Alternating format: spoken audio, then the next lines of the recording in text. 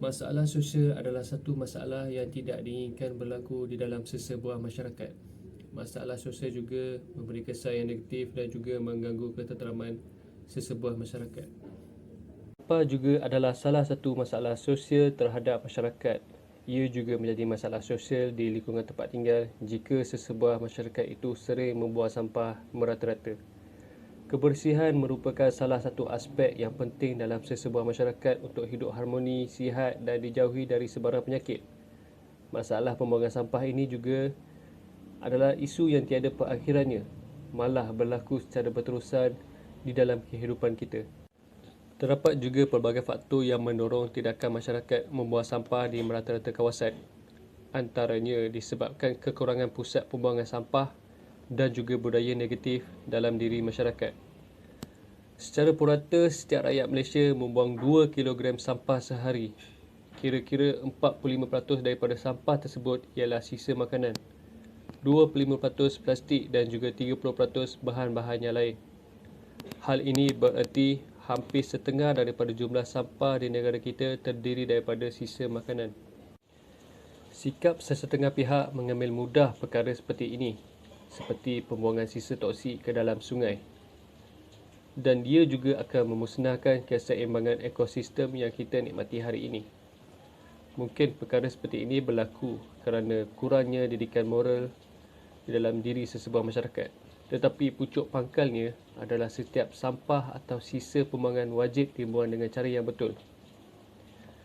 Peningkatan jumlah penduduk yang meningkat dalam sesebuah masyarakat juga telah menyumbang kepada pertumbuhan penduduk. Sekaligus, ia menambahkan sisa pembuangan dan sampah. Masyarakat yang tinggal di bandar akan mengalami masalah sampah ini kerana penduduk di bandar terlalu padat dengan pendatang asing. Terdapat ramai orang yang gagal menguruskan sampah mereka dan tidak melepaskannya mengikut cara yang betul, sehinggalah ia berlakunya longgokan sampah. Namun demikian, tanpa kita sedari, bahan pembungkusan barangan yang dibuang begitu saja juga boleh menyebabkan timbunan sampah ini semakin bertambah. Dan masalah tersebut akan menjadi satu masalah yang semakin serius apabila terdapat pihak yang dipertanggungjawabkan untuk mengutip dan melupuskan sampah tersebut tidak menjalankan tugas secara berkesan. Baru-baru ini, mengikut kajian sebuah akhbar melaporkan bahawa sikap pembaziran dalam kalangan atau rakyat Malaysia semakin menjadi-jadi, khususnya semasa musim perayaan. Masyarakat kita yang gemar membeli barangan baru dan juga membuang barangan lama menjadikan masalah longgokan sampah ini tiada penyelesaiannya. Perkara ini tidak akan berlaku jika amalan kita semula dilaksanakan dalam kalangan rakyat kita. Malangnya, amalan kita semula di negara kita ini kurang mendapat. Dan akhir sekali ialah sikap segelintir masyarakat yang tidak ada kesedaran akan pentingnya menjaga alam sekitar juga menjadi salah satu masalah sosial jika mereka sewenang-wenangnya turut menyebabkan masalah longgokan sampah ini tidak terkawal. Sekarang, saya akan membahaskan tentang objektif kajian. Antara objektif kajian yang diperoleh ialah kami dengan melakukan kajian ini, kami dapat mengenal pasti serta memahami mengapa masalah sampah ialah masalah sosial yang dapat memberikan kesan yang negatif serta kesan yang buruk terhadap masyarakat. Yang keduanya, kami juga dapat mengetahui tentang tinjauan literatur tentang kajian ini. Yang ketiganya, kami juga dapat menguraikan maksud serta kepentingan metodologi kajian dalam masalah ini. Yang keempatnya, kami juga dapat menyatakan tentang kekuatan serta kelemahan yang terdapat dalam kajian sampah ialah masalah sosial. Yang kelimanya, berdasarkan kajian kami untuk mengatasi masalah sosial sampah dalam kalangan sosial ini ialah dengan adanya kerjasama serta tanggungjawab antara semua masyarakat untuk membendung masalah ini daripada terus berleluasa. Sekarang saya akan membahaskan tentang persoalan kajian. Terdapat 4 persoalan kajian yang diperoleh. Yang pertama ialah pihak masyarakat perlulah memainkan peranan yang penting dalam membendung masalah sampah di kalangan sosial masyarakat kita pada hari ini. Contohnya, pihak masyarakat perlulah menasihati antara satu sama lain agar membuang sampah ke tempat yang sepatutnya. Yang kedua, pihak yang bertanggungjawab juga wajarlah memainkan peranan yang penting juga. Contohnya, macam mengadakan kempen. Pihak bertanggungjawab boleh mengadakan kempen kepada pihak masyarakat agar dapat menyedarkan kepada masyarakat kita bahawa betapa bahayanya masalah sampah di kalangan masyarakat sosial kita pada hari ini. Yang ketiganya, masalah sampah ini juga perlulah dibendung oleh semua pihak agar masalah sampah dapat dibendung daripada berleluasa. Contohnya, masalah sampah boleh diguna pakai kembali atau dikita semula sampah yang telah digunakan. Yang keempat, pihak masyarakat juga perlulah memandang serius terhadap masalah ini kerana ianya adalah masalah yang akan melibatkan pencemaran alam jika tidak dibendung. Pihak masyarakat perlulah meningkatkan kesedaran untuk membendung masalah sedemikian.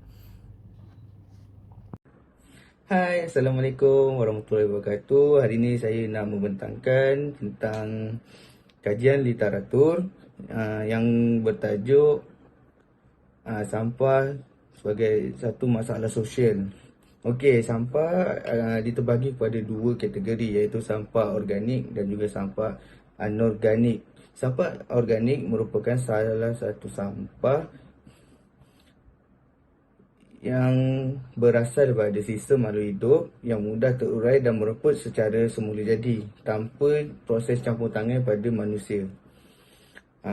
Sebagai contohnya adalah kulit-kulit buah-buahan, sisa-sisa makanan, tulang-tulang dan sebagainya. Seterusnya, sampah anorganik pula adalah sejenis sampah yang tidak mudah mereput dengan sendirinya dan merupakan sejenis sampah yang boleh menyebabkan pencemaran alam sekitar sekiranya kita tidak melupuskannya dengan cara yang betul. Sebagai contoh, sampah-sampahnya adalah seperti bekas polistiren, botol kaca, plastik, getah dan sebagainya.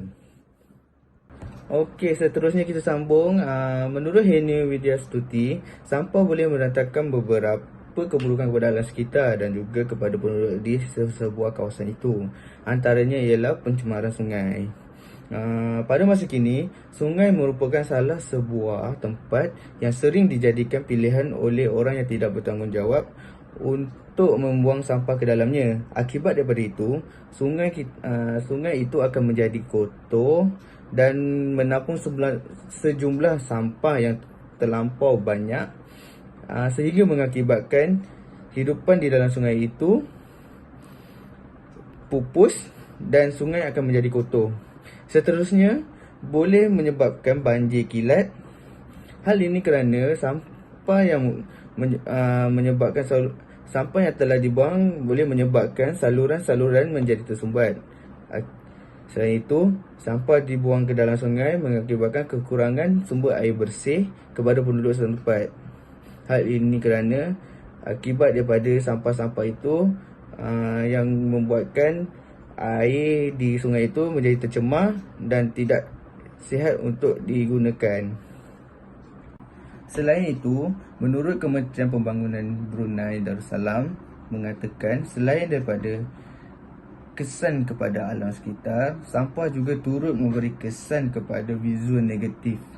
Ianya juga boleh menjejaskan imej sesuatu kawasan tersebut dan boleh memberi gambaran bahawa penduduk di kawasan tersebut tidak pembersih dan tidak menjaga kebersihan hanya disebabkan oleh sebahagian penduduk sahaja yang tidak bertanggungjawab akan sampah itu, seperti mana peribahasa, sebab nila setitik rosak susu sebelanga. Oleh itu, setiap individu perlu mengambil langkah yang bijak untuk membendung masalah sampah ini dengan tidak membuang sampah di merata-rata tempat agar kebersihan di sebuah kawasan itu dapat dijaga dan kawasan tersebut boleh menjadi sebuah kawasan yang bersih dan bebas daripada sampah. Okey, akhir sekali, menurut Berita Harian tahun 2020 mengatakan bahawa pembuangan sampah negara meningkat sebanyak 100.75% kepada 38,142 tan pada tahun 2018 berbanding 19,000 tan pada tahun 2005 yang dikeluarkan oleh Perbadanan Pengurusan Sisa Pekerjaan dan Pemberitaan Awam dan menganggarkan bahawa seorang rakyat Malaysia menghasilkan 1.17 kg sampah dalam sehari. Hal ini dapat membuktikan bahawa isu peningkatan jumlah sampah dalam negara adalah benar dan tidak dibuat-buat. Selain itu, kerajaan telah membelanjakan jutaan ringgit untuk mengenani sikap yang gemar membuang sampah tanpa mempedulikan kesannya kepada hidupan lain. Selain itu, kerajaan juga memperuntukkan RM200,000 sebulan hanya untuk kerja pengurusan sampah. Jika masalah ini tidak dapat dibendung dan dikawal, negara akan menjadi sebuah negara yang mempunyai longgokan sampah yang terlalu banyak. Justru untuk menjadikan negara ini sebagai pusat pelancongan kepada orang luar, kita perlu mengambil langkah yang tepat untuk mengenai masalah sampah ini. Seterusnya dapat menjadikan negara Malaysia ini sebagai sebuah negara yang bersih dan bebas daripada sampah. Seterusnya adalah metodologi kajian. Metodologi kajian adalah bertujuan untuk membantu kami menyelesaikan tugasan ini dengan lebih terperinci berdasarkan data-data yang kami terima. Antara kaedah yang kami gunakan adalah kaedah menganalisa dokumen, iaitu menganalisa dokumen ataupun artikel daripada penyidik-penyidik luar. Dan kaedah yang kedua kami gunakan adalah kaedah soal selidik. Soal selidik kami didirikan daripada beberapa soalan, iaitu dengan menggunakan Google Form. Di dalam Google Form kami terdapat dua bahagian, iaitu bahagian pertama yang mengandungi data demokrasi responden, iaitu terdiri daripada jantina, status pekerjaan, bangsa dan tempat tinggal. Seterusnya, bahagian yang kedua dalam Google Form kami ialah soalan kesedaran terhadap masalah sampah. Berikut adalah data dan jawapan daripada responden yang berjaya menjawab soalan selidik kami sehingga selesai. Kami berjaya mengumpul seramai 32 responden ataupun 32 orang yang berjaya menjawab soalan kami. Antaranya adalah seramai 19 orang lelaki dan 13 orang perempuan. Untuk status pekerjaan, 19 orang adalah pelajar dan diikuti dengan 9 orang bekerja dan juga tidak bekerja seramai 4 orang. Untuk bangsa pula, kebanyakannya adalah bangsa Melayu seramai 26 orang dan tempat tinggal responden. Tempat tinggal responden kebanyakannya menetap di negeri Selangor seramai 21 orang dan kemudian diikuti dengan 6 orang yang menetap di wilayah persekutuan. Jadi untuk bahagian kedua soalan sidik kami, soalan pertama kami, saya amat peka dengan kebersihan alam sekitar. Rata-rata ataupun kebanyakannya memilih jawapan 5 menandakan sangat setuju, iaitu seramai 20 orang. Dan soalan yang kedua, jika anda terlihat perbuatan orang awam membuang sampah merata atau di tempat tidak sepatutnya, apakah tindakan anda? Kebanyakannya ataupun semua memilih untuk tidak tegur, sebaliknya rela tolong ambil dan buangkan, iaitu seramai 19 orang. Manakala ada 13 orang yang memilih untuk tegur masalah tersebut secara terus dan alhamdulillah tiada siapa yang memilih untuk biarkan sahaja dan tidak ambil peduli. Itu sebenarnya menunjukkan rakyat kita adalah sangat menitik beratkan tentang kebersihan alam sekitar. Dan soalan yang seterusnya iaitu, sekiranya berlaku limpahan sampah, saya akan bertindak terus ataupun menunggu tindakan orang lain. Kebanyakannya seramai 17 orang memilih untuk menunggu tindakan orang lain. Hal ini menunjukkan sebenarnya mereka masih mengambil berat tentang kebersihan, tetapi untuk memulakan sesuatu perkara itu, mereka memerlukan tindakan daripada orang lain dahulu. Dan soalan yang seterusnya, pada pendapat anda, adakah media massa memainkan peranan penting dalam memupuk kesedaran masyarakat kita terhadap isu sampah? Dan seperti dijangka, kebanyakannya memilih skor 5 menandakan sangat setuju iaitu seramai 19 orang. Kemudian soalan yang seterusnya adalah, adakah sikap seseorang itu penting dalam memupuk kesedaran mengenai isu sampah demi kebaikan masyarakat? Dan juga ia mencatat jawapan paling tertinggi adalah skor 5, menandakan sangat setuju, iaitu seramai 27 orang. Kemudian soalan terakhir, membuang sampah di kawasan kejiranan atau merata akan menimbulkan isu perpecahan sosial dalam masyarakat. Kebanyakannya mereka memilih skor 5, iaitu menandakan mereka sangat setuju, iaitu seramai 27 orang. Hal ini ataupun daripada kesemua soalan yang telah diajukan kepada responden menunjukkan bahawa kebanyakannya ataupun kesemua masyarakat kita sebenarnya mengambil berat tentang kebersihan alam sekitar. Ianya juga akan menjaga keharmonian sesama insan di dalam masyarakat kita. Sekarang kita ke bahagian kekuatan dan kelemahan daripada tugasan ini. Terdapat beberapa faedah dan juga masalah yang kami hadapi dalam kami menyiapkan tugasan ini. Yang pertama sekali, dapat meningkatkan ilmu pengetahuan. Sepanjang tugasan ini dilaksanakan, kami memperoleh banyak ilmu pengetahuan tentang penjagaan alam sekitar. Daripada semua data dan juga maklumat yang diperoleh, ia dapat meningkatkan ilmu pengetahuan kami berkaitan tajuk yang telah kami pilih. Secara tidak langsung, segala ilmu yang diperoleh dapat memupuk ilmu pengetahuan kami berkaitan dengan penjagaan alam sekitar. Yang kedua, ia dapat membuka mata kami tentang betapa pentingnya alam sekitar. Daripada tugasan ini, kami dapat mengetahui kepentingan kebersihan alam sekitar terhadap manusia. Alam sekitar yang memberi banyak manfaat kepada kehidupan perlulah dipelihara supaya ia dapat kekal dalam tempoh masa yang lama. Oleh itu, sedikit sebanyak ilmu yang kami peroleh daripada tugasan ini dapat membuka mata bagi kami sentiasa menjaga kebersihan alam sekitar. Terdapat juga masalah dalam kami menyiapkan tugasan ini, seperti masalah rangkaian internet. Dalam menyiapkan tugasan ini, terdapat juga kelemahan yang dapat kami kenal pasti. Contohnya, kami menghadapi masalah rangkaian internet. Ini kerana internet yang digunakan dikongsi bersama rakan-rakan yang lain, yang juga di mana internet ini digunakan untuk menghadiri kelas di dalam talian. Hal ini sedikit sebanyak menjadi halangan kepada kami dalam menyiapkan tugasan ini. Oleh itu, terdapat kekangan terhadap kelajuan internet bagi setiap maklumat yang kami perlu cari atau peroleh di laman sesawang bagi kami menyiapkan tugasan kami ini. Sekarang, kita beralih pula ke saranan dan juga kesimpulan yang boleh diambil dari tugasan ini. Saranan bagi membendung isu pembuangan sampah ini dibahagikan kepada 3, iaitu individu, masyarakat dan yang terakhir adalah kerajaan. Yang pertama, individu. Individu merupakan salah satu organisasi penting bagi membendung masalah pembuangan sampah ini. Pertama sekali, setiap individu perlulah memupuk kesedaran tentang akibat dari masalah pembuangan sampah ini supaya dapat memupuk nilai jati diri yang tinggi serta melahirkan seorang individu yang menjaga kebersihan. Seterusnya, individu juga perlu bersikap lebih rasional dengan memikirkan implikasi pembuangan sampah secara merata-rata terhadap alam sekitar. Akhir sekali, setiap individu perlulah menghayati nilai sebenar dalam menjaga alam sekitar dan juga membendung masalah kerosakan terhadap alam sekitar.